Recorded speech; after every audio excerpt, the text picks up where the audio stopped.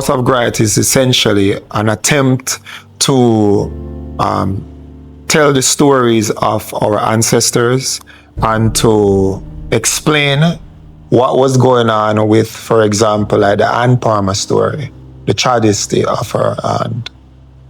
Back in the 18th century, 19th century, people weren't aware of mental illness. They didn't know that you were having like a spiral or schizophrenic. They didn't really know.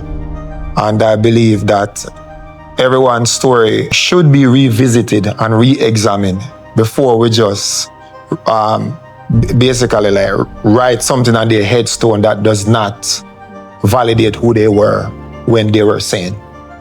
Mental, issues that needs to be addressed, and can't just ostracize people like that.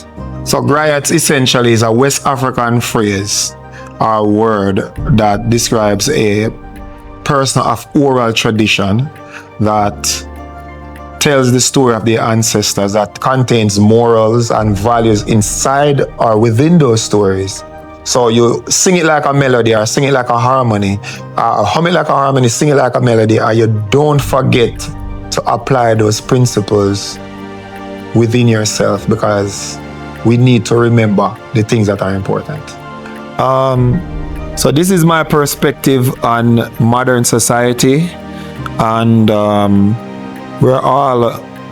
we chase this perfectionism, which is probably ingrained from childhood, or what we believe was expected of us. And this one is actually a peacock that I actually made out of like real peacock feathers. It's hand painted, and this took me like over a year to finally like put it together. And I call it the ugliness of beauty. There's a lot of things going on here on the floor. For example, like herbal wine, waist trainer. She's trying to lose weight. She's trying to keep up with this aesthetic of who she thinks she should be for an acceptance in society. But really underneath it all, she's cracking up, she's falling apart.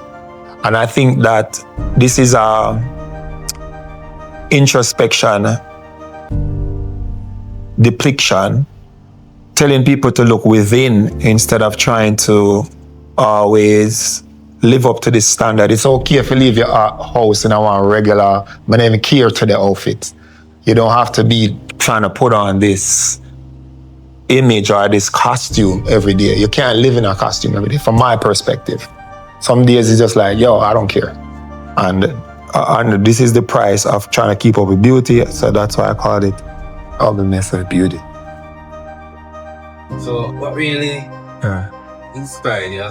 You must have been doing this for a long time, for years. Yes. Like, at what age did you realize that this is your calling? I know art, this is what I want to tell. I want to express myself inside, showing the world, my side of the story.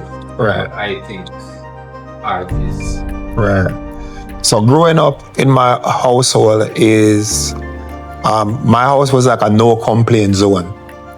Like, you go to a restaurant and they have those forms that you fill out and say, if you have a complaint, you write it on there and you drop it in, but nobody ever call you back, a suggestion box. Nobody no call you back, nobody no ask how you feel. The complaint gets submitted, but there's no resolve. It's sort of like that for part of my childhood. So what I did was I started draw how I feel. Let me start draw how I feel about things. Draw it.